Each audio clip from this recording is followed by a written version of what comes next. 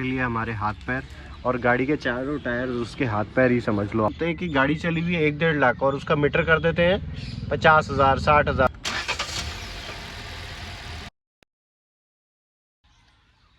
So hello everyone, welcome back to know your ride. और आज हम बात करेंगे ऐसी 7 चीज़ों के बारे में जो आपको सेकेंड हैंड गाड़ी परचेज करते टाइम ध्यान में रखनी है। पहली चीज़ ऐसी है जो आप इजीली चेक कर सकते हो खड़ी हुई गाड़ी के अंदर, वो ये है कि आप उसके सारे जितने भी इसके अंदर शीशे लगे हैं उस पर ये बैजिंग चेक करो। ठीक है, अब ये बैजिंग हर शीशे के ऊपर होनी चाहिए और एग्जैक्ट सेम होनी चाहिए। जैसे हर शीशे के ऊपर है ऐसे सारे शीशों के ऊपर होनी चाहिए। इससे आपको पता लग जाएगा कि गाड़ी कहीं एक्सीडेंटल तो नहीं है। अगर इसका एक्सीडेंट हुआ है तो इसका शीशा ज़रूर अफेक्ट हुआ होगा, तो उसने चेंज कराया होगा प्रीवियस ओनर ने, तो उससे आपको पता लग सकता है। ऐसे आप सारे शीशों की जब चेक करोगे तो आपको पता लगेगा कि गाड़ी कहीं से लगी तो नहीं है। तो सेकंड चीज़ आपको जो ध्यान रखना है गाड़ी खरीदते टाइम वो है गाड़ी के पिलर्स। अब गाड़ी के पिलर्स पे क्या रहता है ना कि ऐसे मार्किंग्स रहती हैं। अब इन मार्किंग्स में जो इसका स्पेस है वो इवन होना चाहिए हर मार्किंग के साथ साथ। ये सारी चीज़ आपको बिल्कुल चेक करनी है, क्योंकि गाड़ी का पिलर जो होता है वो बहुत इंपॉर्टेंट रोल प्ले करता है गाड़ी को लेकर। अब इसमें क्या है कि कभी इस गाड़ी पे खंभा गिरा हो या फिर कोई पेड़ गिरा हो या फिर ये गाड़ी पलटी हो तो ये चीज़ दोबारा से बनानी पड़ेगी। अब दोबारा बनाने में क्या होता है कि ऐसी मार्किंग्स नहीं आती हैं।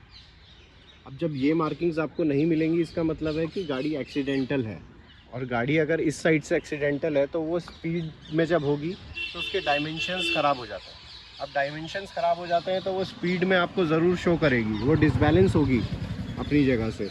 जब वो 100-120 के ऊपर जाएगी गाड़ी तो वो डिसबैलेंस आपको फील होगा गाड़ी के अंदर। थर्ड चीज़ क्या है, वो आपको अपनी गाड़ी का बोनट खोल के चेक करना है कि इस गाड़ी में कभी एक्सीडेंट हुआ है या नहीं। अब वो आप कैसे चेक करोगे बोनट से कि इस बोनट के ऊपर ना एक लाइनिंग रहती है, ये टेपिंग हुई हुई आती है कंपनी से, और इस टेपिंग को अगर आपको चेक करना है तो आप इसके अंदर अपना नेल एक बार प्रेस करके देखोगे कि ये इस पे नेल का निशान आ रहा है या नहीं आ रहा। अब जैसे इस पे नेल्स का निशान आ रहा है तो ये कंपनी की टेपिंग हुई हुई है। अगर गाड़ी यहाँ से या कभी इधर से अफेक्ट हुई हो तो इसकी टेपिंग हट जाएगी और ये टेपिंग कभी भी बाहर से नहीं आ सकती है, तो ये कंपनी फिटेड रहती है। इस चीज़ से आपको पता लग जाएगा कि कभी गाड़ी आगे से हिट हुई है या नहीं हुई है। आप ये सारे स्टिकर्स भी चेक कर सकते हो, ये स्टिकर्स भी कंपनी से आते हैं। अगर ये गाड़ी यहाँ से हिट होती है तो ये स्टिकर हट जाएगा। और उसके अलावा आप जो चीज़ चेक कर सकते हो वो बोनट बंद करके मैं आपको दिखाता हूँ एक बार। तो बोनट बंद करने के बाद जो बोनट की जो लाइनिंग है वो आपको चेक करनी है कि लाइट के साथ साथ वो कैसे घूम रही है। अगर इस तरफ ज़्यादा गैप हो रहा है और इस तरफ कम गैप हो रहा है तो इससे पता लगेगा कि बोनट की डिस्प्लेसमेंट हुई है, कहीं से गाड़ी लगी है और उसको दोबारा सेट करने की कोशिश करी गई है।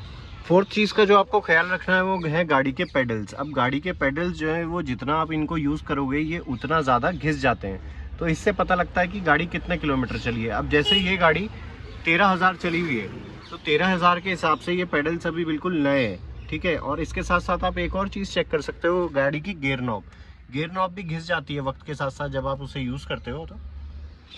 तो ये सारी चीज़ें आपको बताती हैं कि गाड़ी कितना रन करी हुई है। अब क्या है कि आजकल लोग क्या करते हैं कि गाड़ी चली हुई है 1-1.5 लाख और उसका मीटर कर देते हैं 50,000 60,000, और वो आप ऐसे पता नहीं लगा पाओगे।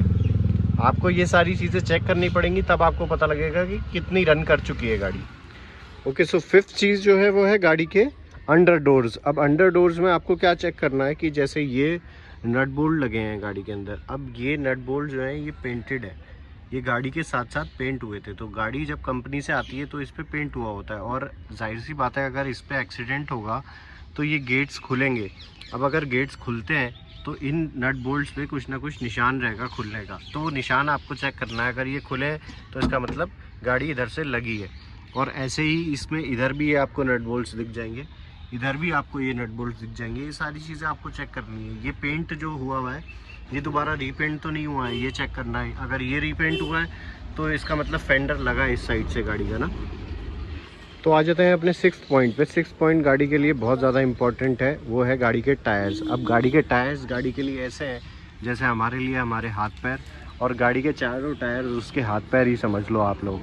तो गाड़ी के टायर्स का यंग होना बहुत ज़्यादा इंपॉर्टेंट है। ये बहुत बड़ा रोल प्ले करते हैं सेकेंड हैंड गाड़ी परचेज़ करते टाइम, क्योंकि अगर ये टायर्स घिसे हुए हैं तो समझ लो आपका 30 से 40 हज़ार तक का खर्चा बढ़ सकता है।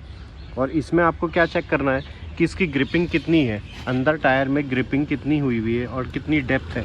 अब ये सारी चीज़ें चेक करते टाइम आप ये भी चेक करो कि जो आपका स्टेपनी टायर है वो कितना ठीक है, उसमें कोई टेयर एंड डैमेज तो नहीं है।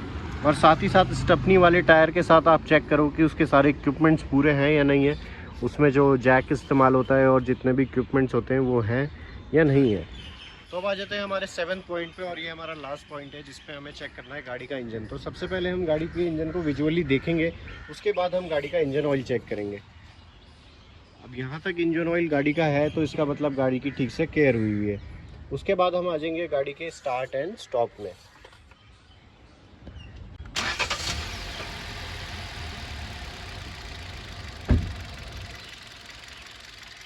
अब गाड़ी स्टार्ट होते ही आपको सबसे पहले ये चेक करना है कि गाड़ी में कितनी वाइब्रेशन है, कितनी आवाज़ आ रही है, कहीं पर कोई एक्सटर्नल नॉइज़ तो नहीं है, कहीं पर कोई डिस्टर्बेंस तो नहीं है, गाड़ी में वाइब्रेशन कितना आ रहा है।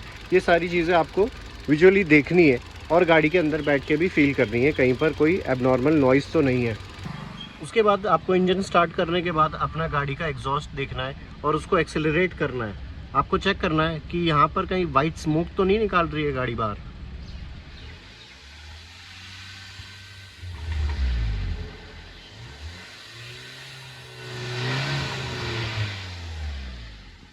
तो जैसे कि आपने देखा कि यहाँ पे कोई वाइट स्मोक नहीं निकला है, इसका मतलब है कि गाड़ी प्रॉपर तरीके से मेंटेन्ड है। तो ये थे 7 पॉइंट जिनको आपको ध्यान में रखना है गाड़ी खरीदने से पहले। और अगर आप गाड़ी खरीदने का प्लान कर रहे हैं तो इससे पहले मैंने एक और वीडियो बनाई है जिसमें मैंने बताया कि 5 लाख के बजट के अंदर आप कौन कौन सी गाड़ी खरीद सकते हैं। तो अगर आपने वो वीडियो नहीं देखी है तो उसका लिंक मैं नीचे डिस्क्रिप्शन बॉक्स में डाल दूंगा, जाके उसको भी फटाफट देखिए। तो ये वीडियो आपको अगर थोड़ी बहुत भी इन्फॉर्मेटिव लगी हो और इस वीडियो से आपको थोड़ी बहुत हेल्प मिली हो तो प्लीज़ सब्सक्राइब माई चैनल।